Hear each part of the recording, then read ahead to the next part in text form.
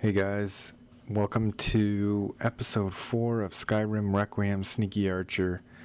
And as the text there says, Arundel has successfully completed her mission for the Thieves Guild by framing Sabjorn of this meadery here. I can't believe that worked.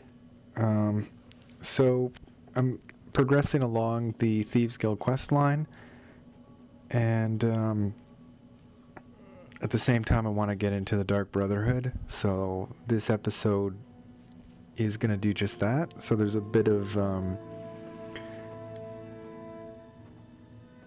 going through the Thieves Guild quest line, and then moving on to Dark Brotherhood, which I think I'm going to try to do concurrently.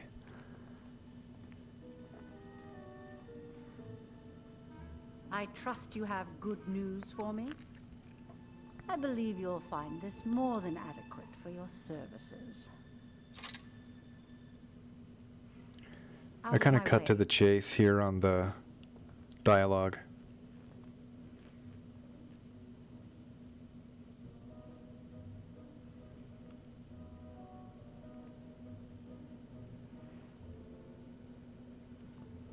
Yeah, 230 gold dagger.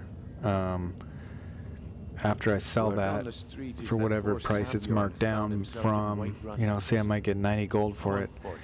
Yeah, I don't think that is actually an adequate reward. A pretty shitty reward, actually. And if I were you, I'd hurry. I've never seen him this angry before.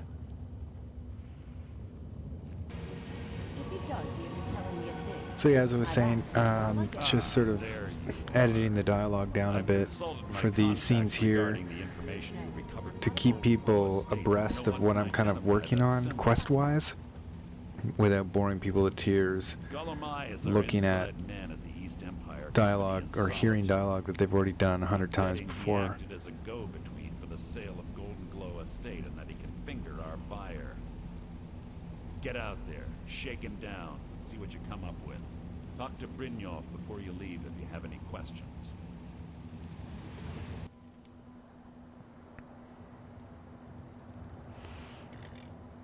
So I'm using the Skyrim carriage system here to travel around.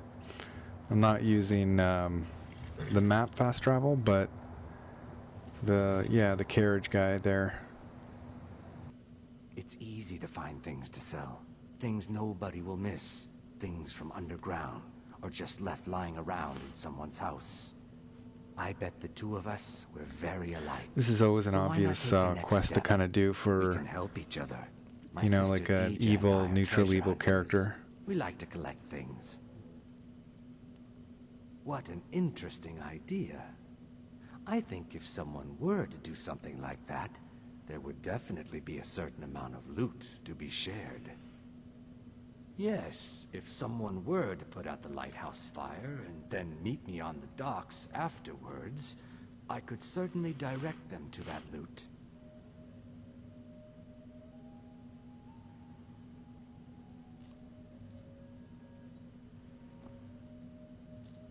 So, what do we have here? Let me guess. By your scent, I'd say you were from the guild. But that can't be true, because I told Mercer I wouldn't deal with them anymore. I don't deal in land or property. Now, if you're looking for goods, you've come to the right person. Oh, wait. Did you say Golden Glow Estate? My apologies. I'm sorry to say I know very little about that, bee farm, was it? Maybe I did, maybe I didn't. I can't be expected to remember everything. Definitely some roleplay elements all throughout this Now that you playthrough. mention it, there is something So I've been trying to you'll get my continue hands to on. see kind of I have a buyer looking for a case now of and then, not all the firebrand time, but continue to Just see so sort of happens to be what the she's single thinking. case in the Blue Palace. Bring it to me, and we'll talk about Golden Glow Estate.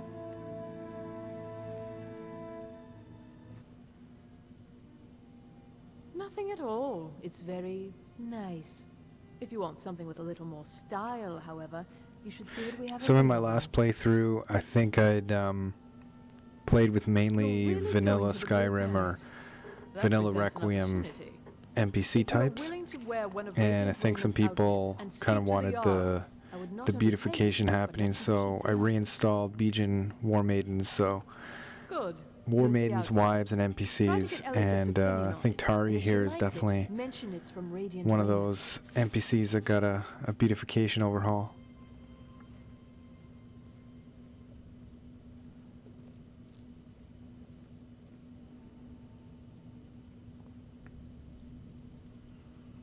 I thought you might get a kick out of this.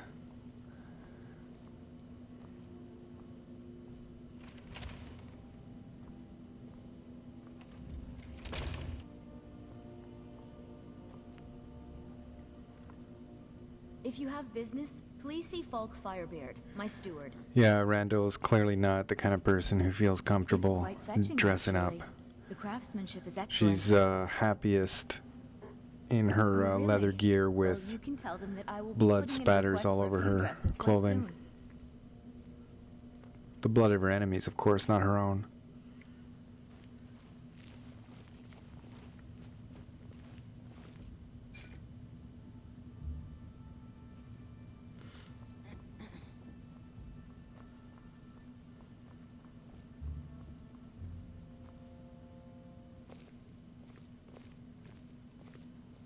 Ah, I see you have the wine.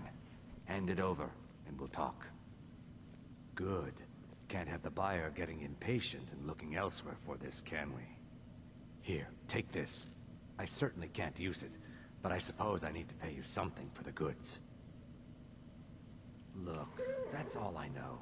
I was kind of curious there to see what the reward was, because the value on the crate there said 500 before I stole it. I'll be on my way. Would have been interesting to see how much of a prize I got. That's obviously not the point, though. The point is to shadow this guy.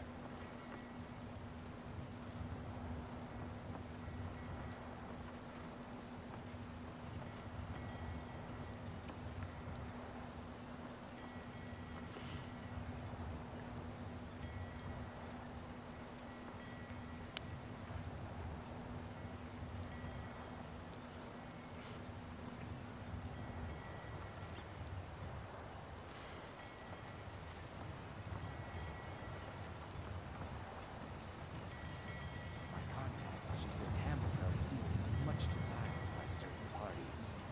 So this was kind of interesting that I got to overhear Some cargo might get a lost. conversation here. I think if you actually listen to the conversation, there's nothing too Patience. incriminating or anything like that, but I preferred to roleplay it that I just overheard that these two were gonna kind of double cross me, or that not specific plans to that effect, but hinting that they've done that sort of thing before to other people. So she's on high alert now with those two.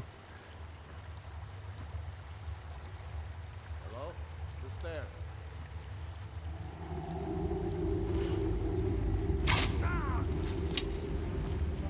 Son of a...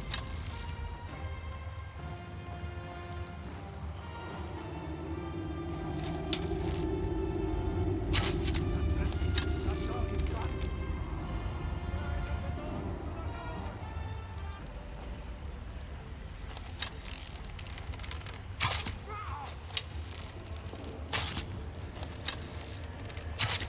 No more.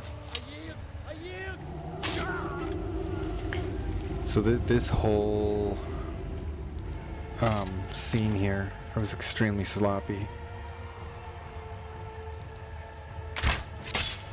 I had no idea that was going to be Gollumai. So that was actually kind of funny.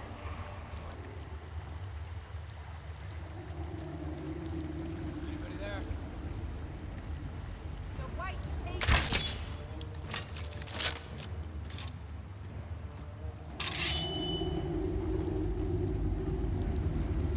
I was the opposite of a sneaky archer here. I totally failed this whole East Empire Company warehouse was a disaster. Victory is yours. I submit.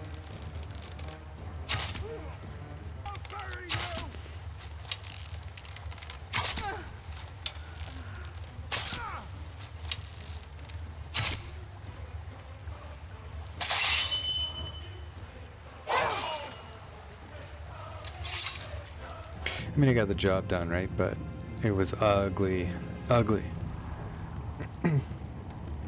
Anyway, this little cave system here goes a lot smoother because just the layout's a little bit more conducive to sneaky archer.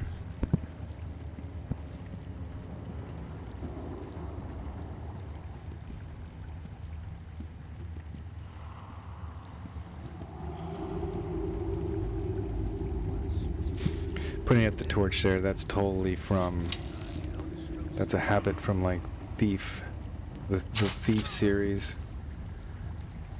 But I don't think putting a torch out in Skyrim has any effect on detection.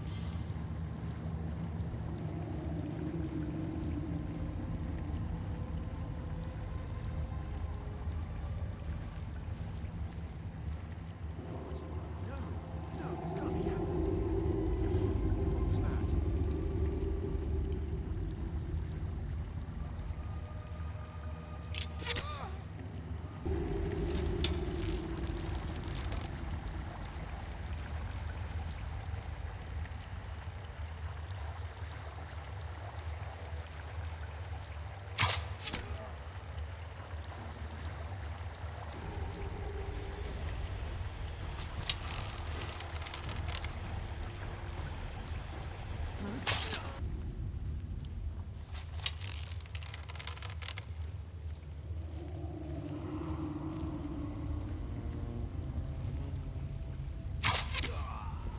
So it's just smooth sailing for the most part until right around here. Never should have come here. I don't know why, but I fell right into the water. I had to swim back to the start. I could have just pulled out my sword and killed these guys. I think they're pretty weak. In general, they're pretty weak. They're not beefy like the East End Empire warehouse guys. These guys go down easily.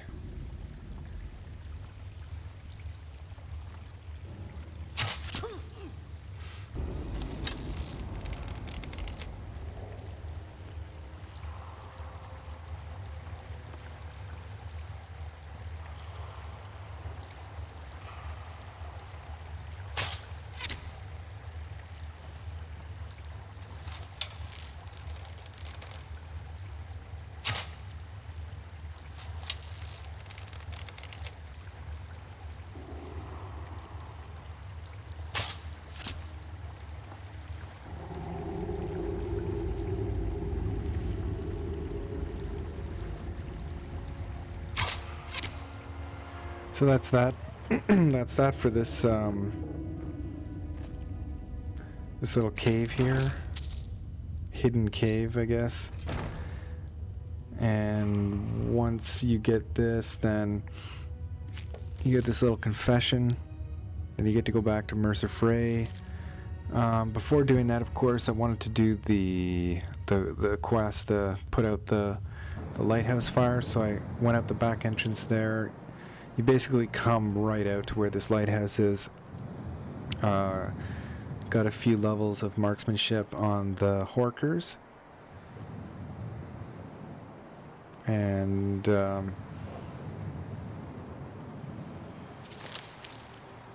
then just went to put out the lighthouse fire.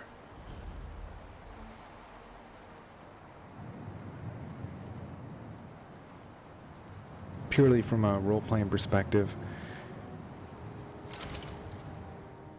And I don't actually usually do this. I never go in here, but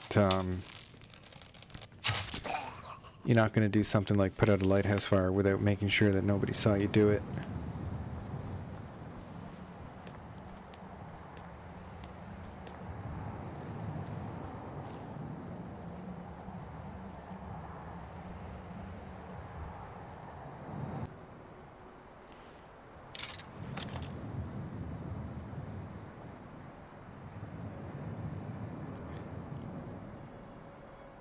So Arundel's quickly finding it easier and easier to kill whoever she comes across.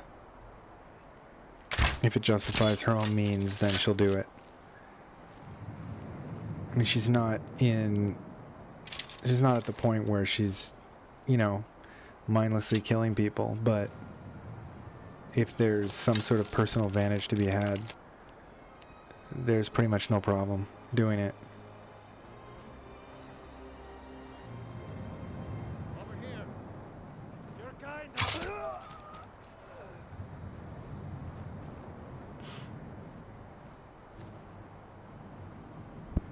I don't know if you guys are watching that new show, Westworld on HBO.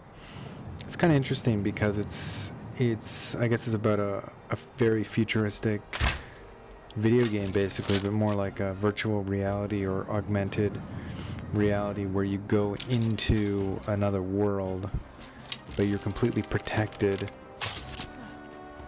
Like you personally, you're protected, but you can interact with these NPCs that seem completely real.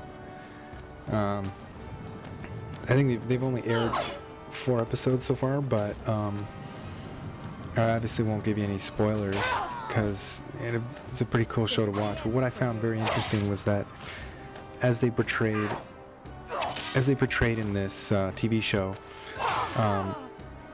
if you know something's a game, then you tend to roleplay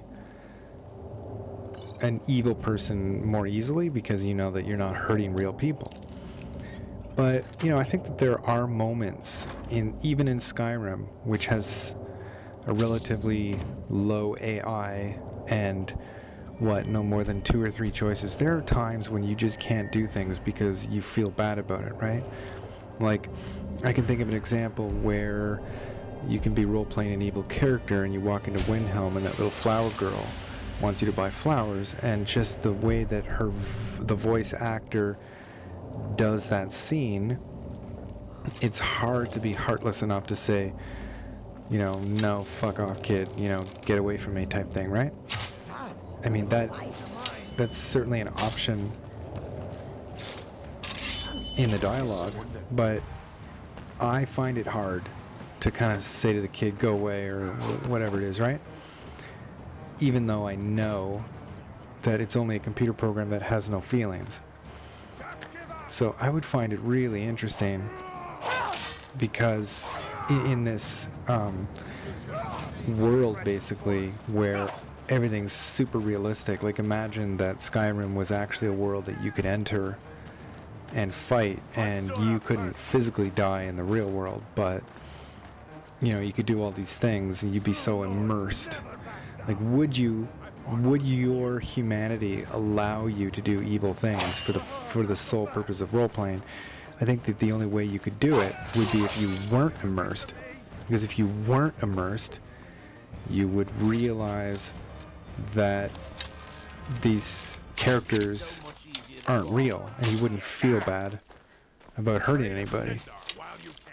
But I would say that if you do get deep into a game, or if you do find yourself getting involved in your character, I think that your own moral compass, you know, has a tendency to shine through, because I don't think you can betray your own moral compass. You can role play an evil person, but I think that you need to sort of have a cognitive sort of reminder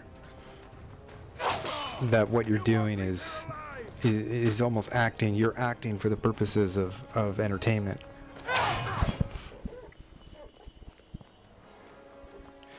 Because, I mean, if you could sort of kill innocent people with callous disregard, that would kind of make you a psychopath, right?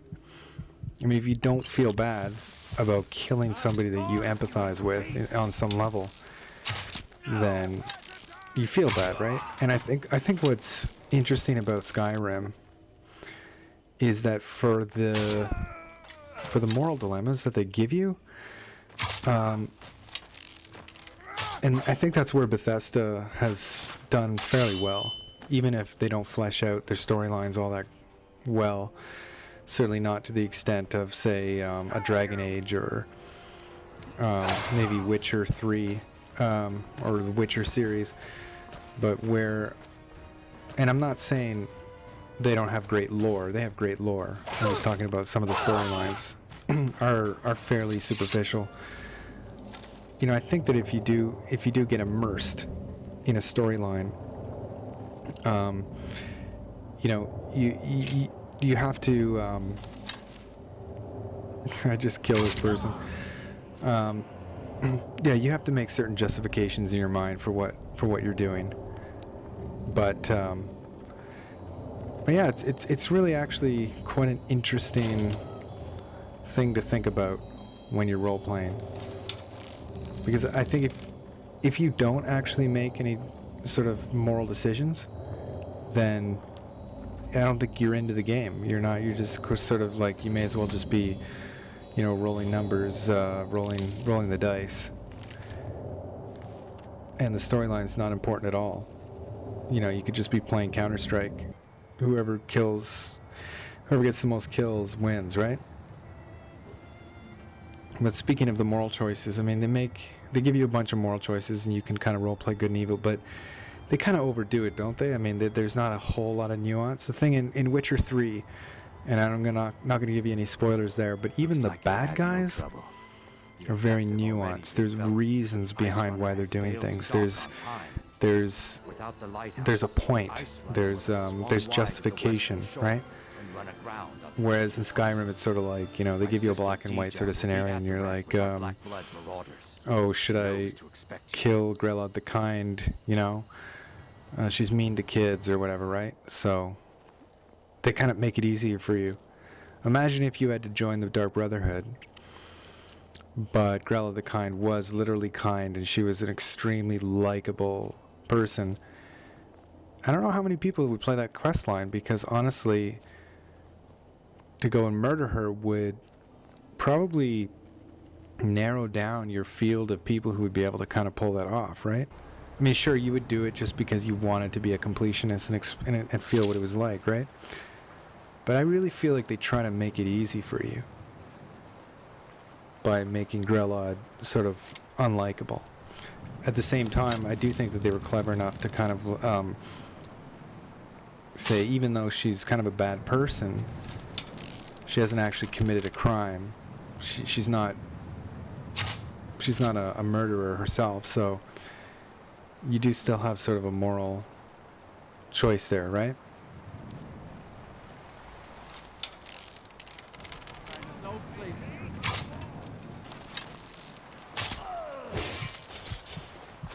That was a little frustrating there. I think the animation after you release the arrow is a little bit slow. But I guess that's what the perk... That's what the future perks are for. You can shoot faster and switch to melee if things go wrong.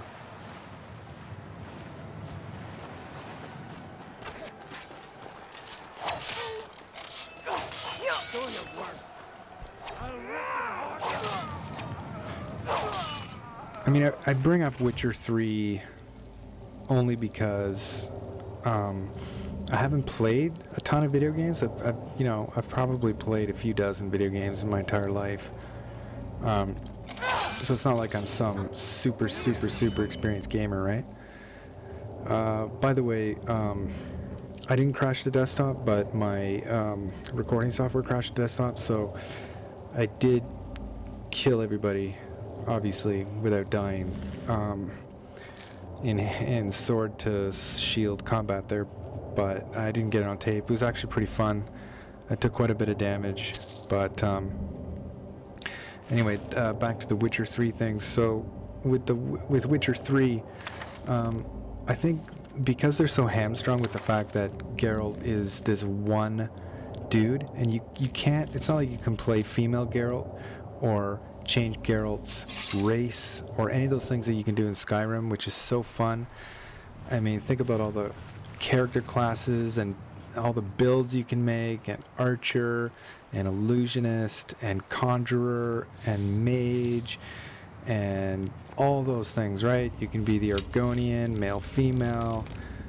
It's just like, that is why Skyrim has that endless replayability, right? Because right after this, after I get sick of Sneaky Archer, I'm going to be I want to go heavy armor, short sword shield, or heavy armor two-hander, you know, orc, or you know, maybe I want to try a high elf illusion, or you know, it just goes on and on and on. But I think where Witcher 3, or rather where the Elder Scrolls series could really learn in it from a role-playing perspective, could learn from CD Projekt Red and the Witcher series.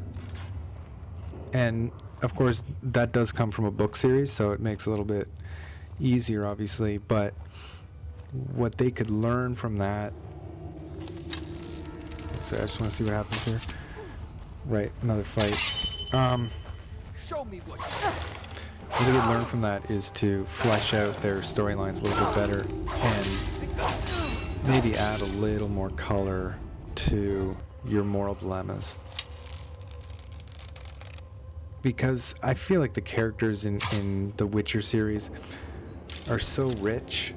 Like I say, even the bad guys, they're all fleshed out to have backstories. They have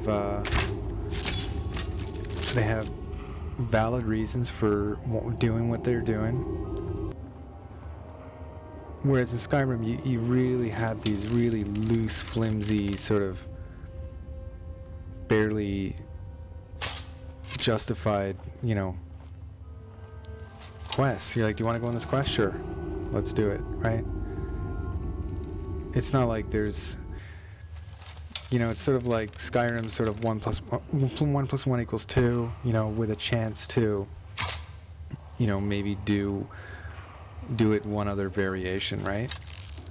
In terms of quests, not in terms of build or race or sex, obviously, right? In terms of pure questing. But what I'm saying is that I feel like there's so many more outcomes that you could kind of have if you add a little more backstory. Please don't kill me. No,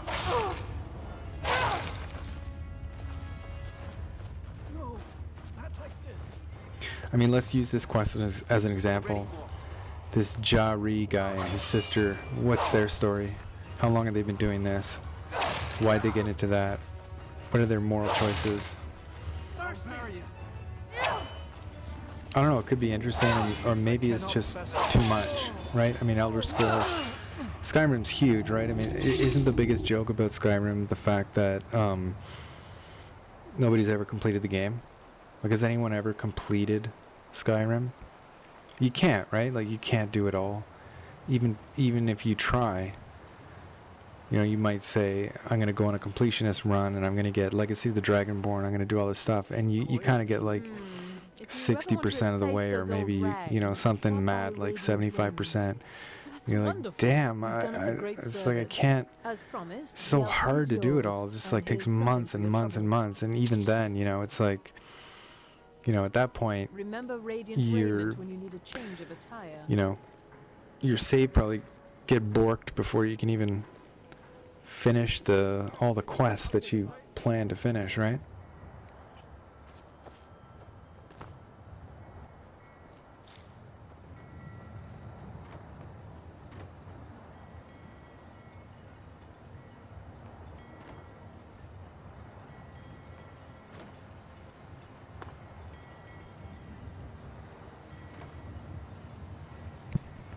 I mean, the other thing about Witcher 3 is Geralt is a swordsman, like is a master swordsman, right? Mm-hmm. So he's always going to be a master swordsman. I mean, you can play that game a couple times, but he is what he is, right? It's not like you can be like, okay, this time Geralt's going to be an archer, or he's going to be a mage, or he's going to be, you know what I mean? And the sad thing about that, I think, is that there are mages in the game, right? Like Yennefer and all the rest, they know how to mage, so might be kind of a cool idea if CD Projekt Red kind of like, you know, down the road they make the new Witcher, you know, add the chance to play a Yennefer playthrough or something to mix it up. Whatever, I mean, I'm sure it's popular enough without my suggestions. I swear it's a fight with them every shipment. Here's something for your troubles. Good luck out there. Seems like a tough time to be wandering Skyrim.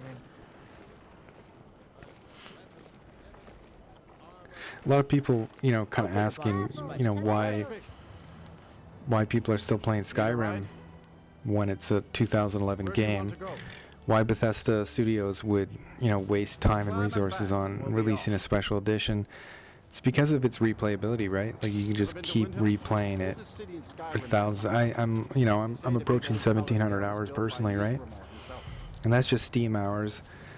You know, I don't know all the other hours. I probably played it because I find that the Steam counter doesn't seem to get all your hours correctly.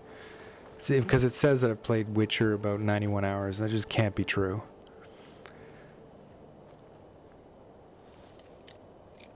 So it's that replayability, right? But when you lose the RPG elements of a game, like Bethesda learned from the Fallout 4 mistake, you know, how many people tried out Fallout 4 like me on opening day, you know, got bored in a month and came back to Skyrim.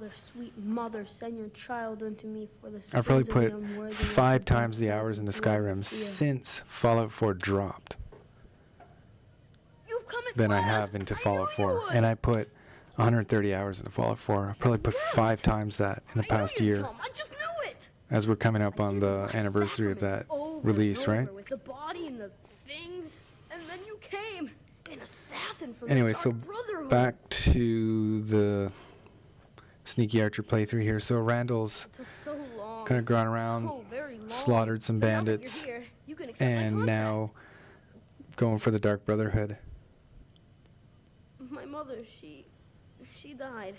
I feel like this is kind of a I'm good alone example now. of a So terrible, they sent me to that terrible orphanage. in terrible Western storyline. Like, Honor Hall.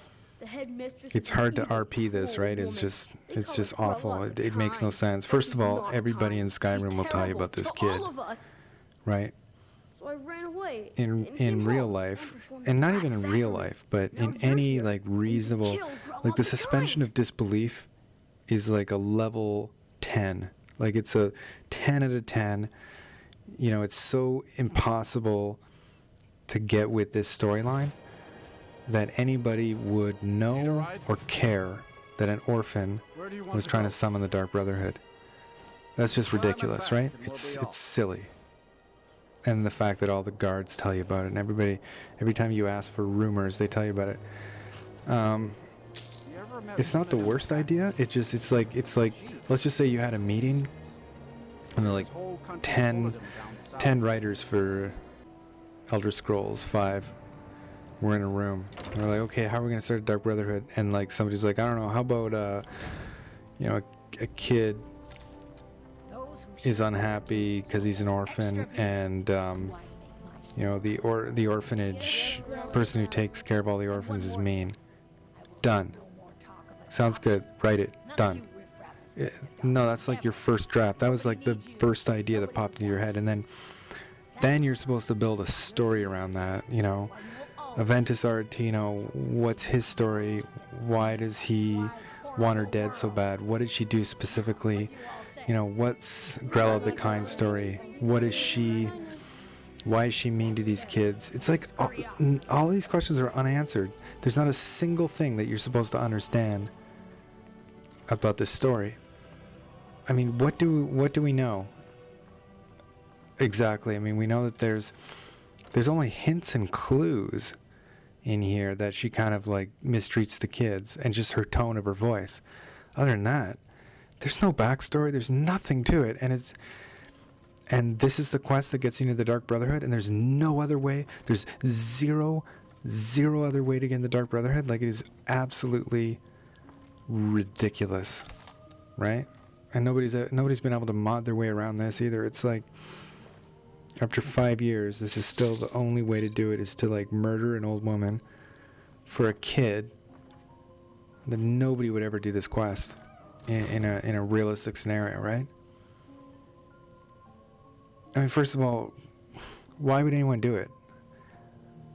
Like, it's not like the kid said, you know, I'll give you 10,000 gold, or, you know, it's not like he pulled some Nigerian prince scam to try to get you to do it. It's like, he just said, can you do it? And, you know, I guess. is this the only way to join the Dark Brotherhood? You know, it's like, I guess I have to, right?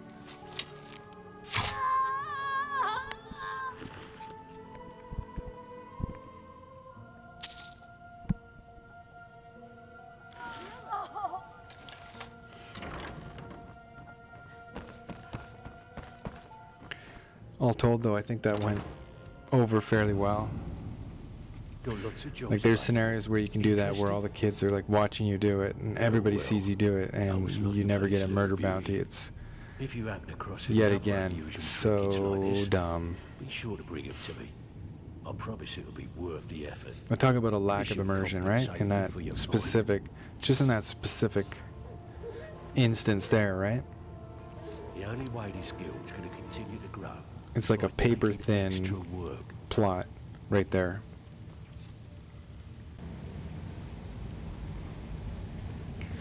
Just because something's, you know, badly written doesn't mean that you don't enjoy it, like, as far as a quest, right? Because I think Dragonborn is probably the better written story than Dawnguard is, but Dragonborn blows, right? Like, Dragonborn is fucking terrible as a DLC. Nobody plays Dragonborn, right? I mean, yeah, some people claim to play it, but, you know, because they like the whole Morrowind, you know, Dunmer thing, but, you know, they probably grew up with playing Morrowind, and they like going out there with the Telvanni architecture and all that stuff, but all in all, it's pretty shit, right?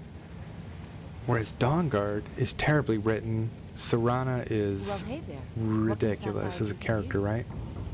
All your justifications for doing what you do in Dawnguard are based on your infatuation with a vampire. You can't kill Serana, right? You literally hand an Elder Scroll off Come to see Balamant. to the vampires, to a vampire lord, because apparently you're an imbecile. All those things are dumb, yet Dawnguard just has that thing going for it, right? Like, Dawnguard is so fun to play because you're fighting vampires, which is awesome. And you can become a vampire, you know? Potentially also awesome, right?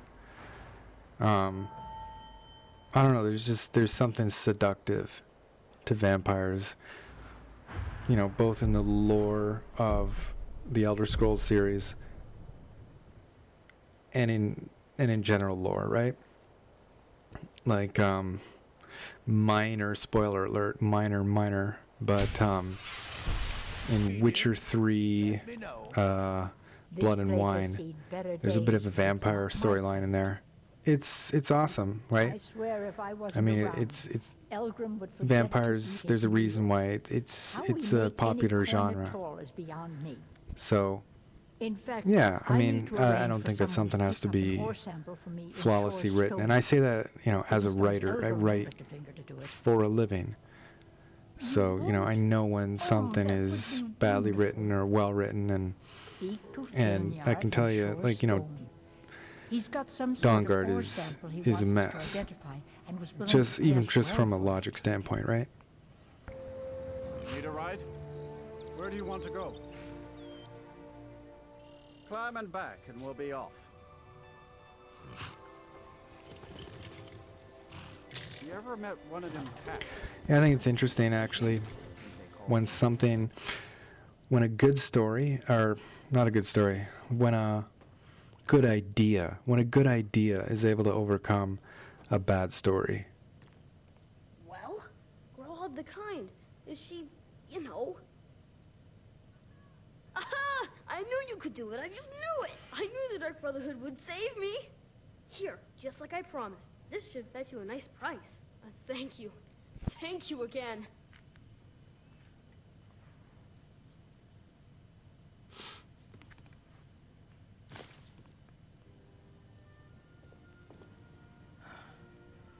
So close to the answer.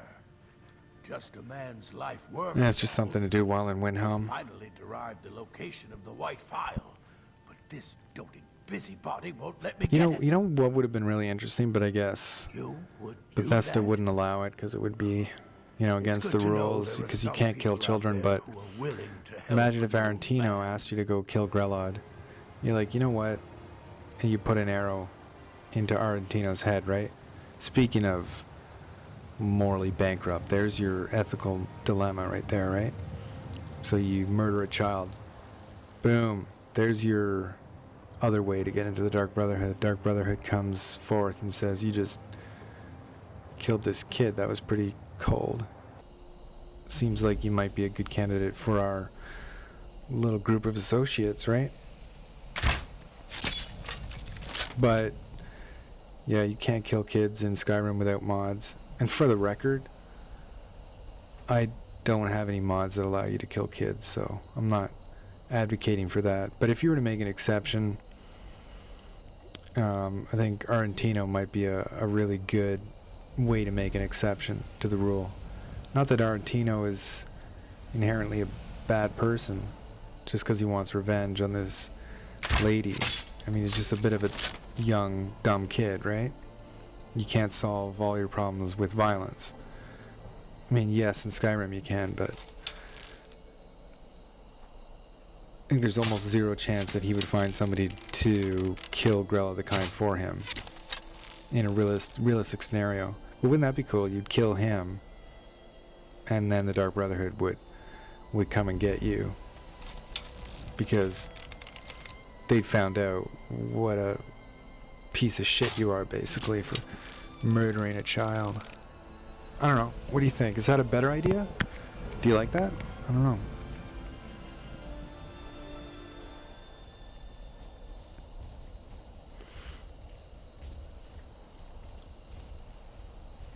So there's 4 giants here.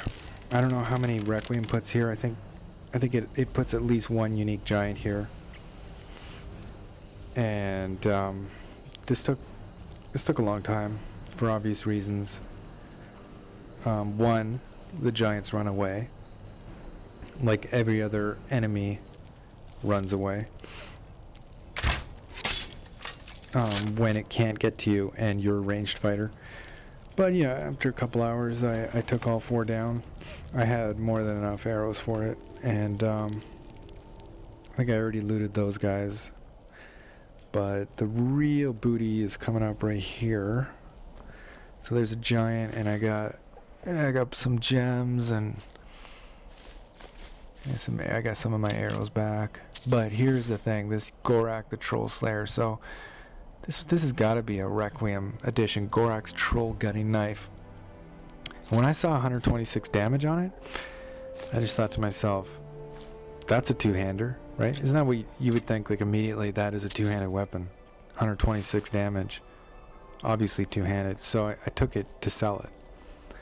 I didn't sell it because I later realized that it's a one-handed weapon, which is awesome. But unfortunately, I didn't realize that in time for what's about to come in the next, 5-10 minutes. I didn't realize. Otherwise, I think things would have gone a lot easier.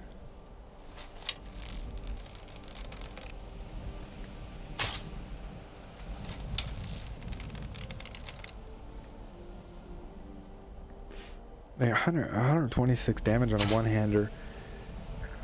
How high is that? That's got to be one of the higher weapon damages, right? Like, what is, what does Molag Bol's mace do? 130? 140? I mean, that is a lot of one-handed damage. Because I think that my Elven sword does about 50 points less than that. That's just a massive score.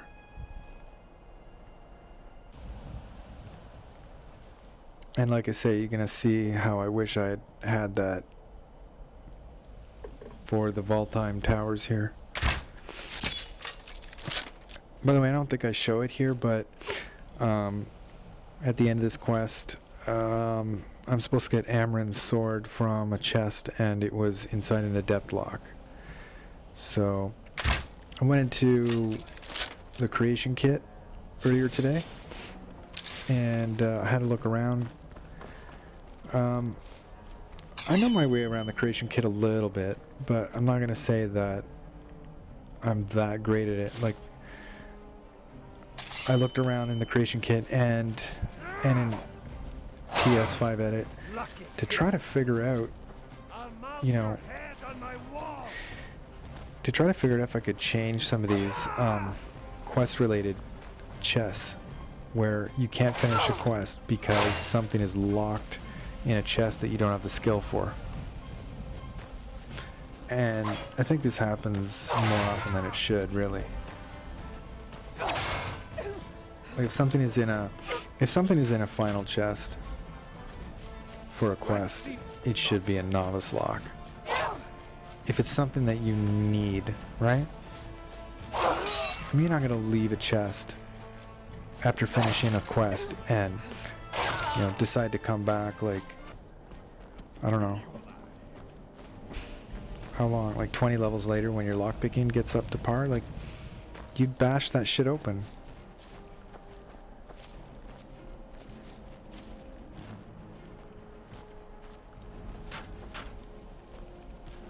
I didn't actually figure out how to do it, by the way, in Creation Kit. The other thing I started tooling around with was I wanted to remove some of the idle chatter. I think I figured it out, but I gotta do a little bit more poking around in the Creation Kit. But I was looking to get rid of some of the idle chatter, specifically Arcadia in Whiterun. When you're crafting potions, she just never shuts up. I don't know if you tend to do a lot of your alchemy, especially early on. It just ends up that way, that you're doing it in Whiterun. In Arcadia, it's just like, we have poultices, salves, potions, we have everything for your need. If you need anything, just let me know. I'm right here. You can just, you know, anything you need, just come over here. You know, is there something I can help you with? Feel free to browse. I'm here all day. It's like, shut the fuck up. Like, shut up. Just shut up. And so I was looking for an easy way to find it in the Creation Kit. I found some of the things she says, but there's thousands and thousands and thousands and thousands of like dialogue, so it's really hard to kind of find her specific dialogue.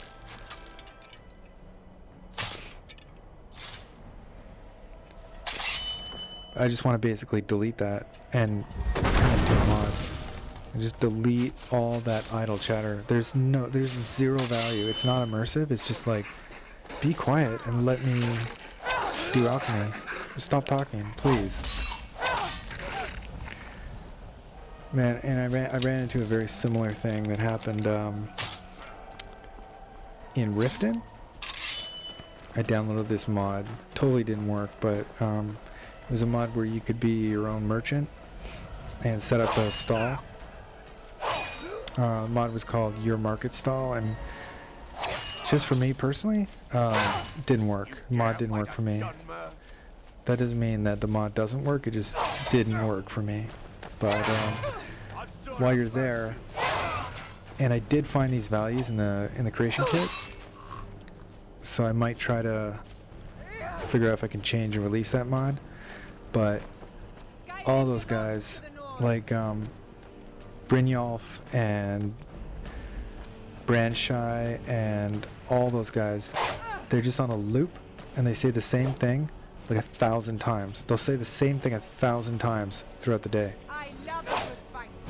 I just want to like either change the amount of times they say it or just get rid of it. It's not immersive. It's not, it doesn't add anything to the game. It just pisses you off, basically. So this bandit boss here, I'd like to say that I took care of business here, but I'm pretty sure this was like a 10-minute fight, like in real time, a 10-minute fight, mainly because if you watch her health, she just seems to regenerate with potions or whatever she's using, but she'll get back up to 100% soon.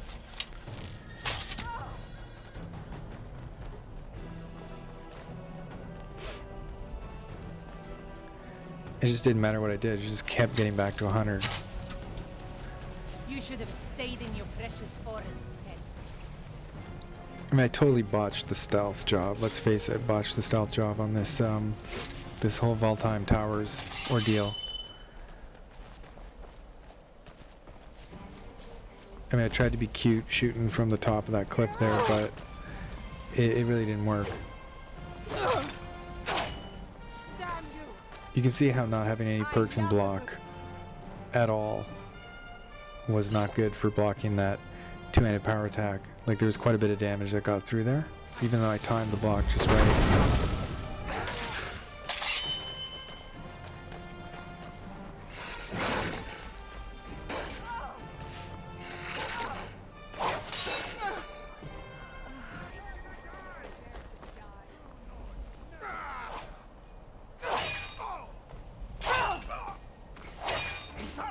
What I really should have done is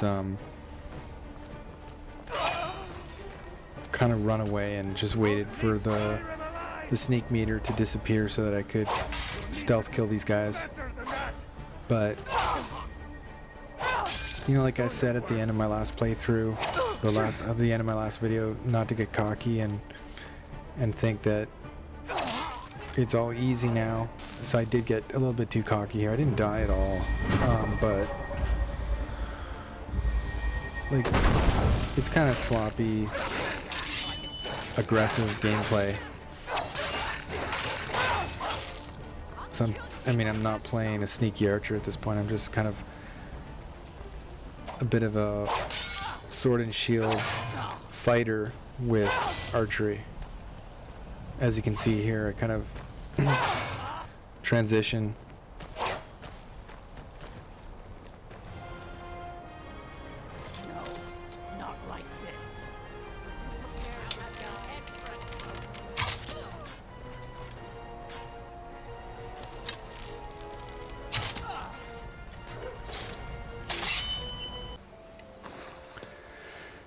Anyways, I posted on Reddit Skyrim Requiem that I trained 5 times here, and my marksmanship. So you can see my gold going down, my marksmanship